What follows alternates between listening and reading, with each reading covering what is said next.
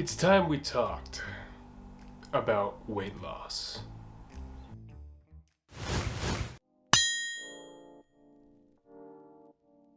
What's going on, guys? My name is Dayne. Welcome to the video. Today I want to talk about why you really shouldn't care too much about what the weight on the scale says and how that fluctuates when you weigh yourself. I was talking to a friend recently who said that he wanted to get a little bit more into fitness, and I said, hey, that's fantastic. I'm glad to hear it. How can I help? And so he knew that I go to the gym fairly often. He knows that I lift weights, so he wanted some pointers on weightlifting. And I was like, yeah, it's awesome. That's great. Love to hear it. And then he hit me with I know weightlifting can make you gain weight. I'm already overweight, so I don't want to gain weight. And my heart kind of sank because I know that that's such a prevailing barrier for people to start doing resistance training when there is nothing but healthy things that can come of it. So I want to talk a little bit about the difference between your actual weight on the scale versus how that can be correlated to your health in different ways, because oftentimes people automatically associate a lower weight on the scale with being healthier, and generally that's the correct correlation, but that's not always the case. So I want to talk a little bit about what you should be looking for instead of the weight on the scale going up or down. So let's talk about the problems with using weight as a measurement of your health. A lot of times when people go on diet plans or exercise programs, they will care about one number only, and that's the weight on the scale. If that's going down, they're happy. And generally, for a lot of the specifically American population, where most of us are considered overweight or obese, if the number on the scale is going down, that's probably a good thing. But that's very, very much not the only thing.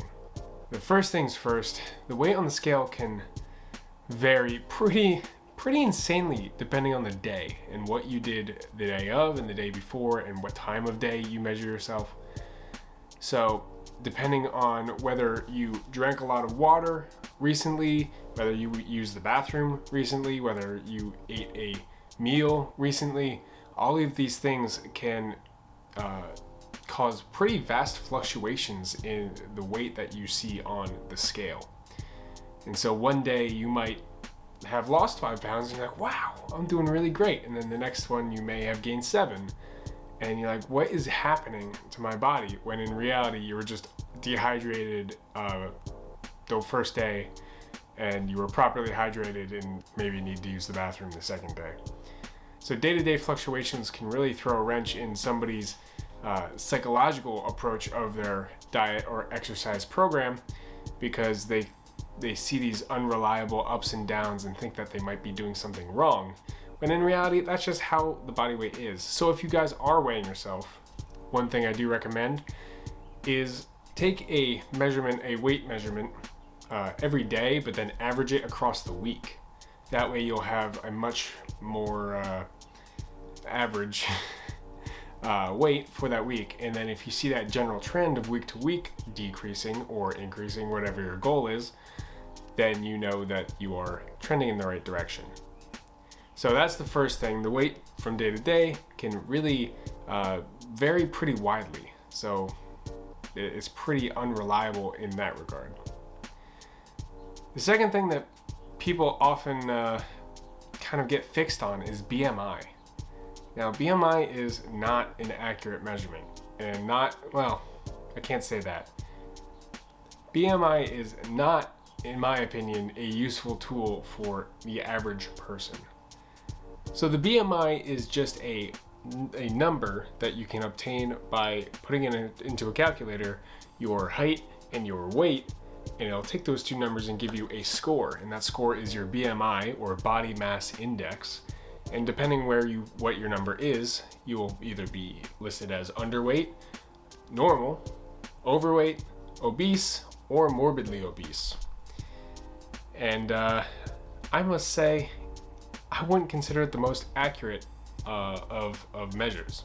Case in point being, me at 6'3" and 200 pounds, I had a BMI of 25.6, which puts me squarely in the middle of the overweight category. And I don't know about you guys, but I would not consider myself overweight. If anything, I feel like I'm pretty lean. So, it's kind of a weird metric. In my opinion, not the most reliable of metrics to base your health around. I think there's far more important metrics to base your health around if you do want to get into the analytical numbers side of things. So the first thing that I talked about was that your weight can vary pretty vastly from day to day. The second thing is the fact that people often use BMI as a measure of health, and that's just not always the most accurate thing. The third thing I want to talk about is the fact that being light doesn't always mean that you're healthy either. So a lot of people think that just losing weight will mean that they will gain health, and that's, like I said earlier, can be correlated but not always the case. So a lot of times if somebody goes on an aggressive diet, is really restricting their calories, they will often lose a fair amount of weight, and they get all excited, but what they don't realize is, yeah, they may have lost some body fat, but then they also lost muscle mass, they also lost bone density, so they're weaker and more prone to injuries, and they'll probably suffer in the terms of joint health and brain function if your calorie deficit is steep enough. So becoming lighter is not always the objective to health. So with those three things, I do want to talk about some things that are important and things that you can pay attention to that will be a lot better metric to kind of correlate to health. So let's get into that. So instead of using the weight on the scale as a metric of how healthy you are, I highly encourage you to use what's known as the body fat percentage. The body fat percentage is the percent of your weight, your total weight, that is body fat. So if I am 200 pounds and I have 20 pounds of body fat, I would be 10% body fat, or my body fat percentage would be 10. So you might be asking, how the hell do I know that? And well, you don't, unless you know, the only way to know for sure is to have someone look inside, and that's not typically something done to the living.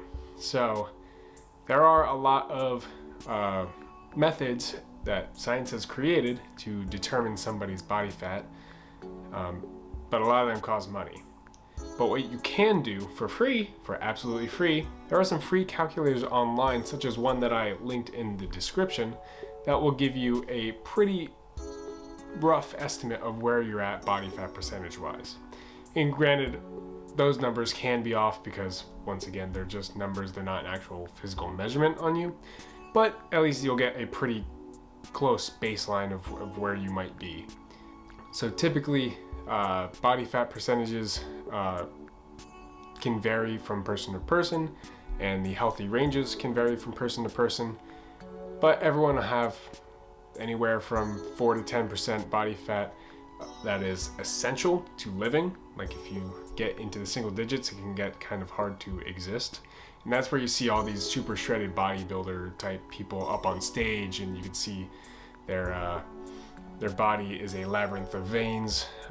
That's the essential limit of body fat, really. You go below that and you will have serious health effects. So that's not really something that I would recommend striving for unless you're really into that sport of bodybuilding or such. So anywhere from, it changes from men to women as well, but usually anywhere in the single digits is essential body fat. If you're in the single digits, you will have abs, you'll see veins on your body. These are like the bodybuilder type people that are up on stage that their skin looks like a plastic bag over top of a large sack of meat. That's the kind of body fat percentage of those people. Then you get into the 10 to 15%, let's say 10 to 20%, which is like the athletic / fitness range. And then you have the 20 to 25%, that's kind of like the you are fit kind of range, and then 25 to and up is generally not fit. You know, I don't want to say overweight, but overweight or obese, that's kind of trending in that direction. So why is body fat a better metric? So body fat, unlike your weight, will not fluctuate day to day very much. You know, you're not gonna drop 2 or 3 body fat percentages in a day because you drank a bunch of water. You're not gonna gain 2% body fat because you ate a donut one day.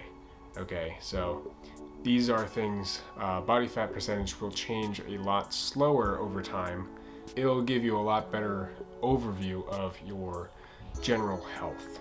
So why this is also important is if you start exercising, start weightlifting, like my friend wanted to in the beginning, you may realize that you are actually gaining weight, but your body fat percentage is going down.